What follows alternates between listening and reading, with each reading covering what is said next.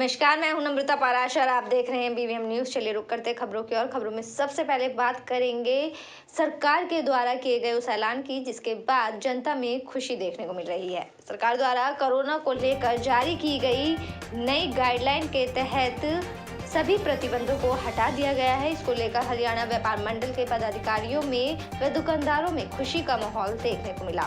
उनका कहना है कि कोरोना के चलते जहां पूरी दुनिया में त्राही मच रही है, वहीं सभी व्यापारी और दुकानदारों को भी भारी नुकसान हुआ है। लेकिन अब सरकार ने व्यापारियों की भावनाओं का सम्मान करते हुए जिस तरीके से प्रतिबंध हटाया है, तो उसके लिए सरकार का वो धन्यवाद करते हैं। मैं मान रहा हूँ देर से जागी है सरकार।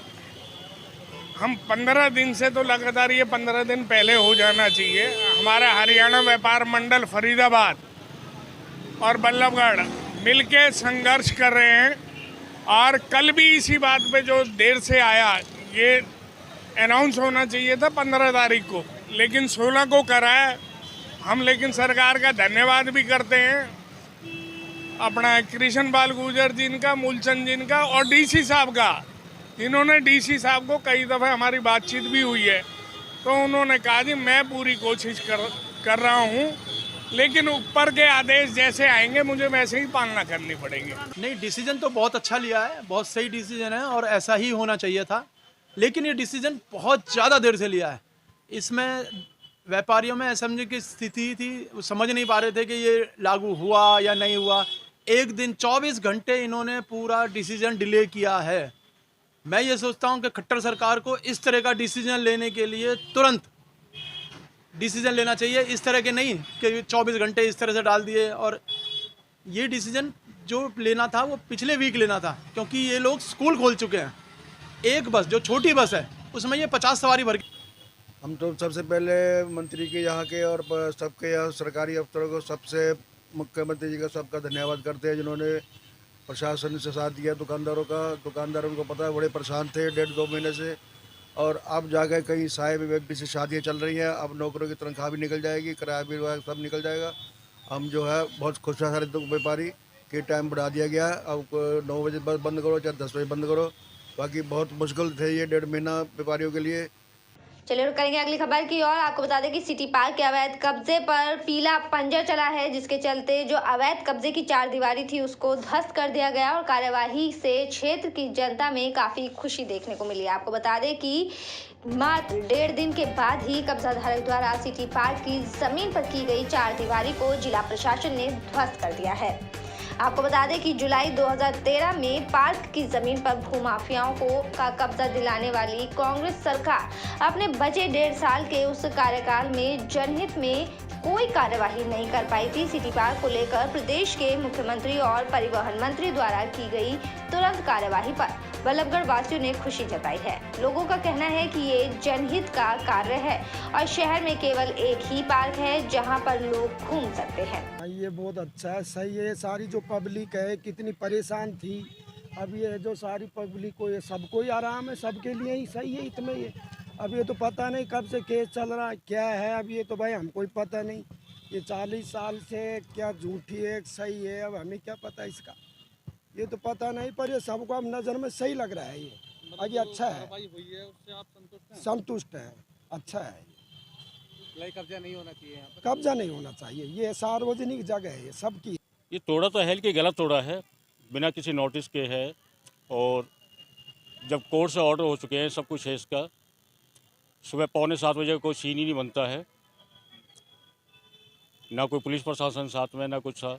लोगों ने वीडियो भी बनाई है, हाईलाइट करी है, और लेबर्स के फ़ोन छीन लिए गए थे। किस लिए छीने? तो आप लोग ही विरोध कर रहे थे इस चीज़ को लेकर के, पार्क को लेकर के, और आज की जो नगर निगम, देखो ये सब ये क्या वो गलत है?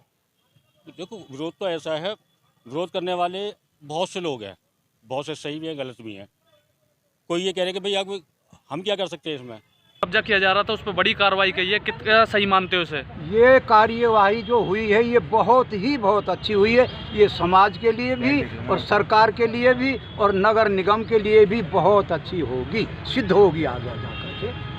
तो क्या मानते हो जो कब्जा किया जा रहा था, लोगों का आरोप था, पार्टियां भी बैठी थी, कांग्रेस की पार्टी अब थी और भी पार्टियां थी, वो साफ कह रही थी कि भूमाफिया हैं जो कब्जा कर रहे हैं, कितना सही मान रहे हो? क्या लगता है भूमाफिया थे ये लोग? बड़े गौर से सुन रहा था जमाना, हम ही सो गए थे दास्तां कहते कहते।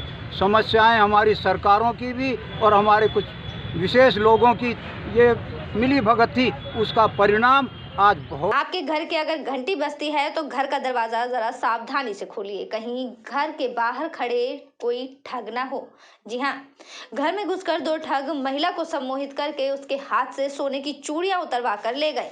घटना बल्लभगढ़ के कुम्हारवाड़ा की है, जहां दो लोगों ने इस घटना को अंजाम दिया। घटना की शिकायत पुलिस को दे दी गई है, लेकिन अभी घटना के संबंध में पुलिस ने मामला दर्ज नहीं किया है। पूरी घटना में दोनों ठग घर में घुसते हैं और वारदात को अंजाम देने के बाद भागते हुए साफ तौर पर सीसीटीवी कैमरे में नजर आते हैं। घर में घुसते और भागते हुए दिखाई दे रहे ये दोनों लोग शातिर ठग हैं, जिन्होंने बल्लभगढ़ के कुम्हारवाड़ा में घर के अंदर घुसकर 64 वर्षीय महिला को सम्मोहित किया और उसके हाथ से सोने की चूड़ियां उतरवा कर ले गए। गणेश दत्त वशिष्ठ की पत्नी शशिकला घर में अकेली थी और दोपहर में ठग ने घर की घंटी बजाई और अंदर चला गया।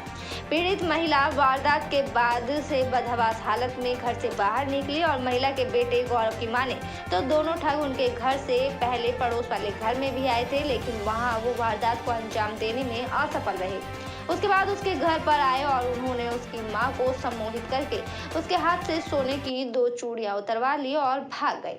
चलिए बढ़ते अगली खबर की ओर। फरीदाबाद में नगर निगम कर्मचारियों ने नगर पालिका कर्मचारी संघ हरियाणा के बैनर तले जोरदार प्रदर्शन करते हुए सरकार के खिलाफ जोरदार नारेबाजी की। इस मौके पर उन्होंने बताया कि पूरे हरियाणा के सभी जिलों में प्रदर्शन किया गया है।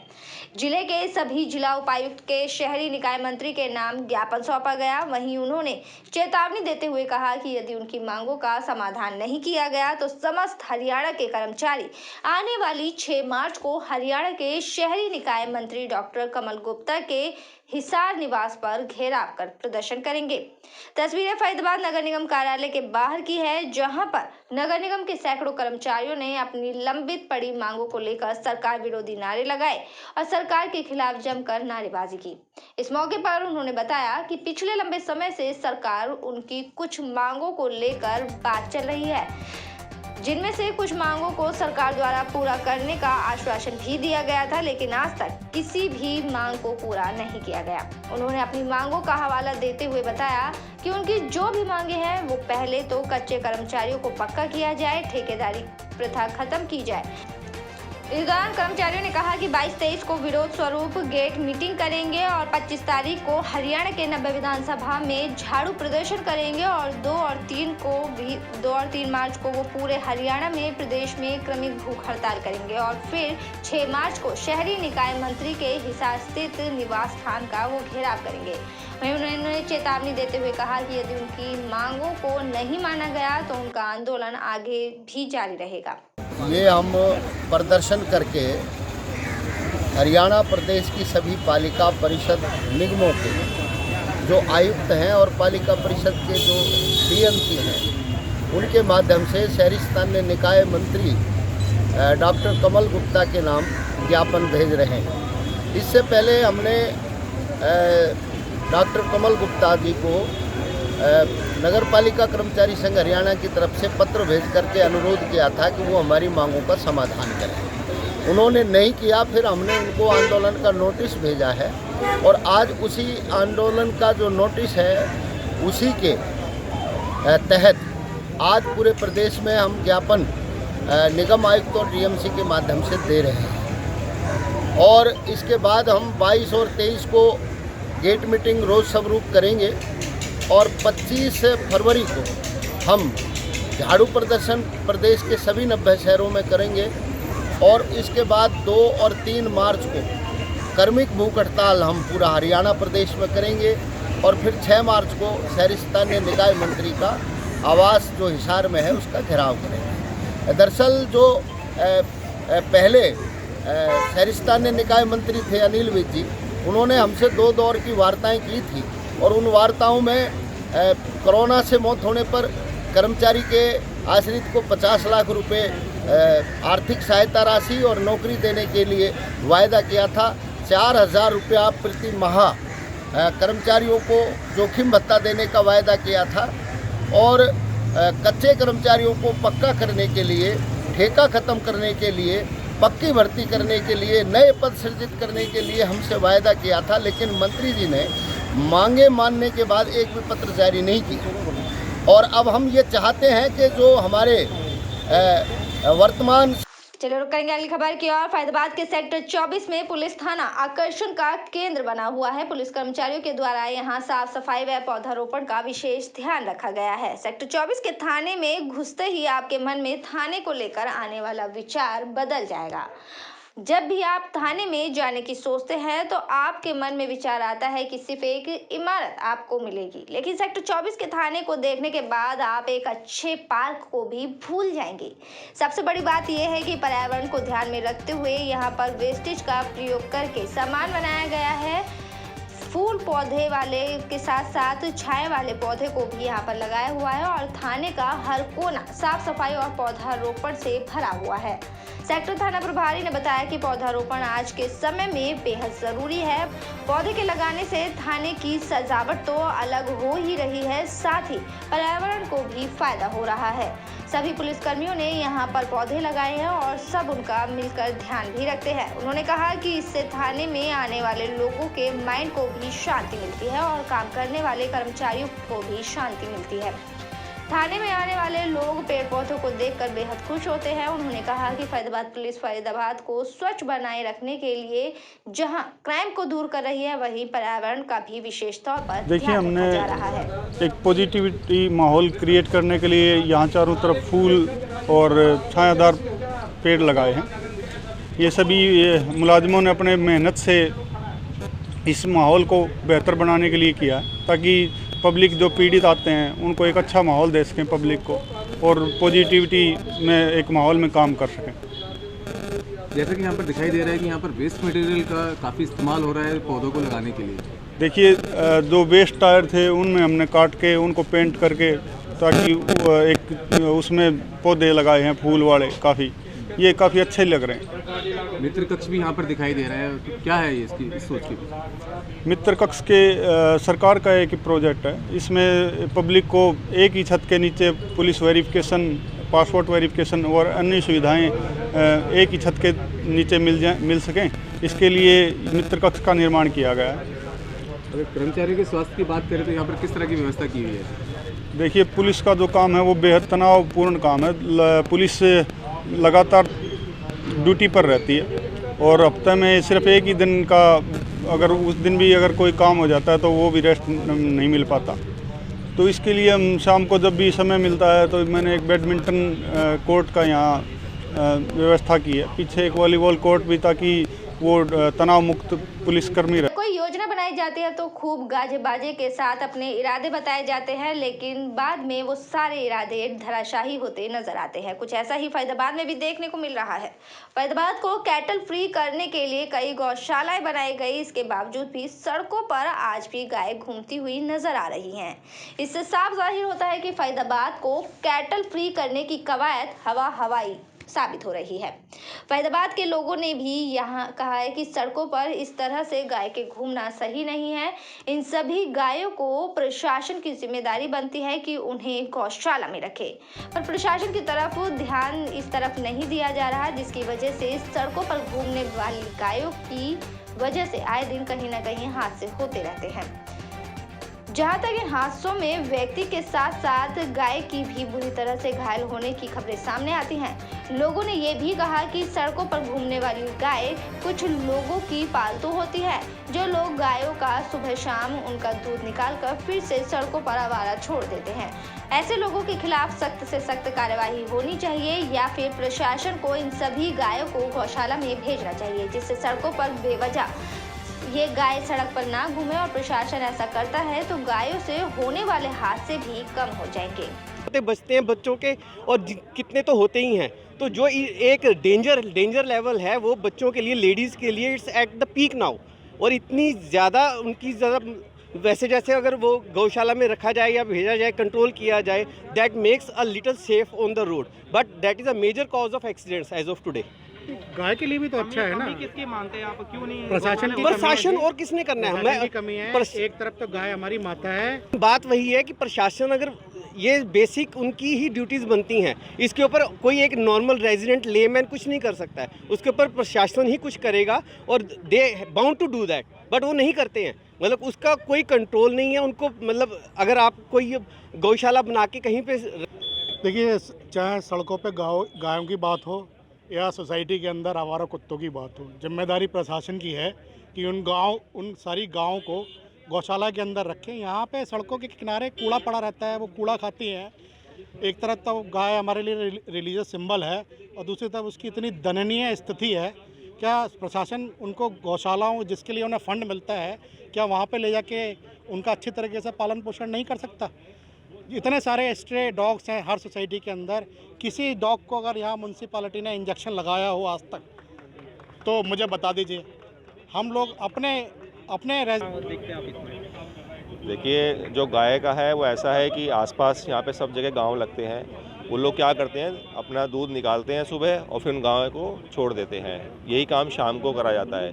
वो गायें सारी सड़कों पे आ जाती हैं। स्पेशली अगर आप बीपीटीपी चौक पे जाके देखें, बीपीटीपी ब्रिज जो है हमारा, जो कि यहाँ का ग्रेटर फरीदाबाद की सबसे पुरानी और मेजर कनेक्टिविटी है, उस पर आज की डेट में ऐसा हो गया है कि अगर आप शाम को या 4 बजे के करीब निकलते हैं, आप अपनी गाड़ी लेके या 2 व्हीलर लेके उसको क्रॉस नहीं कर सकते हैं। उस पर गायें इतनी ज़्यादा बैठी हुई हैं, मतलब आपको लिटरली वहाँ पे कम से कम 10 से 15 मिनट लग जाएंगे, इतनी सारी गायें हैं। सबसे बड़ी समस्या तो वो एक जाम क्रिएट कर रही हैं। उसके अलावा उनकी वजह से होता क्या है, ये गाय भाई सुनती तो है नहीं, जब आप गाड़ी चलाएंगे तो उससे एक्सीडेंट होने का भी खतरा बना हुआ रहता है। प्लस जो पूरी रोड्स गंदी कर दी गई हैं उनकी वजह से, यही सेम प्रॉब्लम हमारे यहाँ सेक्टर 78 चंदीला चौक पे भी हो गई है। वहाँ पे भी अब गायें ऐसी बैठी रहने लगी जो पहले बीपीटीपी चौक पे बैठती थी। सेम प्रॉब्लम ये वहाँ पे इकट्ठी। चलिए बढ़ते अगली खबर की ओर। शहर को पानी, स्ट्रीट लाइट, साफ सुथरी सड़कें, स्वच्छ वातावरण और सरकारी जमीन और बाजारों से अतिक्रमण मुक्त कराना हमारी पहली प्राथमिकता है। ये बातें तो आपको याद ही होंगी। निगमायुक्त यशपाल यादव ने फरीदाबाद शहर को इंदौर की तर्ज पर साफ करने का प्रण लिया था, लेकिन लोगों के रवैये ने वापस फरीदाबाद शहर को स्मार्ट सिटी बनने से बचा लिया। 31 दिसंबर को फरीदाबाद शहर को स्वच्छ बनाने का टारगेट फेल हो चुका है। दुकानों के आगे फिर से अतिक्रमण है, मार्केट में भीड़ का आलम है। रश के चलते वाहन चालक और पैदल चलने वालों में दौड़ सी मची हुई है। अवैध निर्माण वालों में नक्शा पास है और ऑटो चालकों को अलग से स्टैंड ना मिलने के चलते वे अपनी मनमानी जहां चाहे वहां ऑटो खड़ा कर देते हैं। अब कोई भी कोताही बरती नहीं जा रही है। क्या आम जनता और क्या दुकानदार सब परेशान है। इस सब में गलती किसकी है, इसका फैसला आप खुद कर लें, क्योंकि प्रशासन के फरीदाबाद में अवैध निर्माण तोड़ो या सील करो, फरीदाबाद अतिक्रमण मुक्त करो, सारे नारे फेल हो चुके हैं। फरीदाबाद प्रशासन वापस कुंभकर्णीय नींद में सो चुका है। नारे में रहो और 1.5 महीने से पब्लिक बड़ी सीधी हो गई थी, लेकिन अब ये देख रहे हैं हफ्ते 10 दिन से लोग फिर वहीं के वहीं पुरानी पोजीशन पे आ गए। तो हो सकता फिर प्रशासन सख्ती करेगा, चलान करेगा, फिर ये है तोबा करेंगे तो ये हमारा सामान नहीं, हमारा सामान आ जाता है। लेकिन ये प्रशासन को थोड़ी सख्ती दिखानी चाहिए, जैसे पहले दिखाई है। अब कोई भी इनका बंदा कोई भी नहीं आता बाजार में, यहाँ भी कोई रेडी है, चल रही है, वहाँ चल रही है, सामान आगे रखा, कोई नहीं आ रहा। हम लोग प्रशासन ये भी करते हैं, एक से एक तक देखे उसका थोड़ा सा 1 फुट आगे, वो कहेगा मैं 1.5 फुट कर रहा हूँ आगे। अब ये 1.5 महीने से बिल्कुल ही इतने दुकानों में सुधार हुआ था जिसका आज तक हमने भी देखा नहीं है। प्रशासन का डर भी था बहुत। क्या है, कुछ दुकानदारों की वजह से ही ये सारा माहौल ख़राब होता है जी। कुछ दुकानदार बिल्कुल गलत होते हैं, वो डंडे की ही भाषा समझते हैं और जब MCF का डंडा चलता है वो लोग एकदम ठीक हो जाते हैं, जिसकी वजह से माहौल सारा ओके हो जाता है। MCF ढीली पड़ गई है अब थोड़ी सी, इसलिए प्रशासन को थोड़ा सा दोबारा सख्त होना पड़ेगा और जिससे जो हमारा माहौल बहुत अच्छा हो गया था, बाज़ार खुले हो गए थे, जाम की स्थिति एक लगभग समाप्त हो गई थी, वो मैं कहता हूँ, मैं गुजारिश करता हूँ कमिश्नर साहब से कि दोबारा थोड़ी सी सख्ती दिखाएं और ताकि जो हमारे कमिश्नर साहब यशपाल यादव ने इतना अच्छा काम करा था, ये लगभग 2 महीने हो चुके हैं। उन्होंने ऐसा काम करा था, चंद दिन तो दुकानदारों को परेशानी हुई, 90% दुकानदार ठीक हो चुके थे। लेकिन अब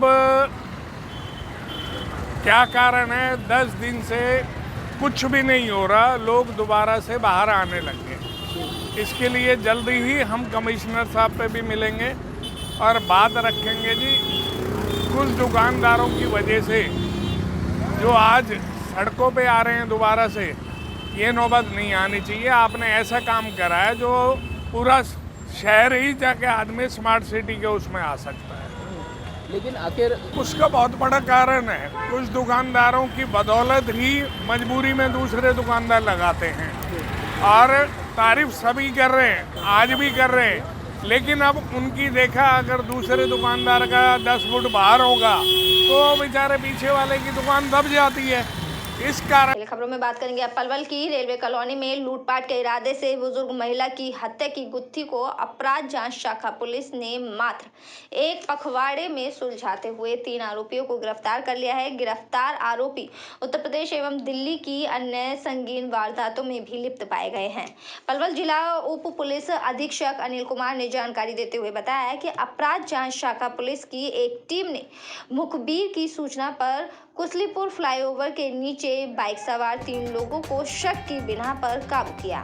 आरोपियों के कब्जे से पुलिस को 2 देसी कट्टे, 4 कारतूस बरामद हुए। आरोपियों के खिलाफ पुलिस ने आर्म्स एक्ट के तहत मामला दर्ज कर लिया।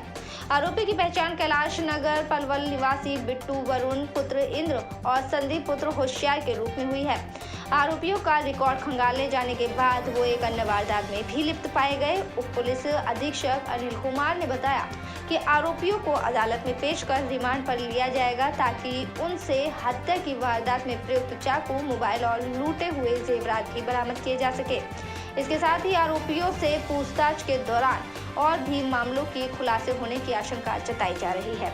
हमारे CIA में तैनात ASI हरवीर सिंह को सूचना मिली कि कुसलीपुर जो फ्लाईओवर है उसके पास 3 आपराधिक किस्म के व्यक्ति अवैध हथियार के साथ हैं, जो इस सूचना के ऊपर उन्होंने कार्रवाई करते हुए अपनी टीम के साथ दबिश दी और 3 लड़कों Bintu son of Inder, Arun son of Inder तथा संदीप सन ऑफ होशियार जो कैलाश नगर पलवल के रहने वाले हैं को काबू किया तथा तलाशी के दौरान बिंटू से और अरुण से 1-1 कट्टा लोडेड और संदीप से 2 रौंद बरामद हुए, जो इनकी नियमानुसार अभियोग अंकित करके कार्रवाई की गई और पूछताछ के दौरान इन्होंने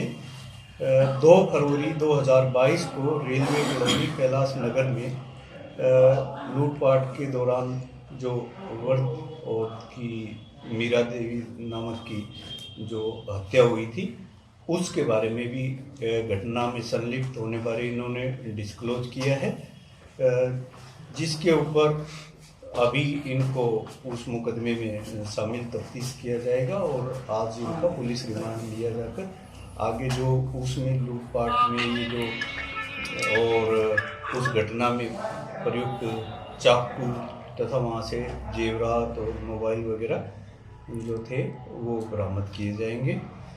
इस जो ये हमारा मीरा देवी का जो ये मर्डर वाला मुकदमा था, इसमें हमारे SP साहब श्री राजेश दुग्गल जी भी घटनास्थल के ऊपर गए थे और उन्होंने वहाँ पे जाके हमारे CIA पलवल और SHO कैंप सभी को सख्त निर्देश दिए थे और उन्होंने डायरेक्शन के ऊपर कार्य करते हुए जो है पुलिस ने इस मुकदमे में भी त्वरित कार्रवाई करते हुए अभी इनको शामिल तफ्तीश किया जाएगा और रिमांड के दौरान जो भी खुलासा होगा।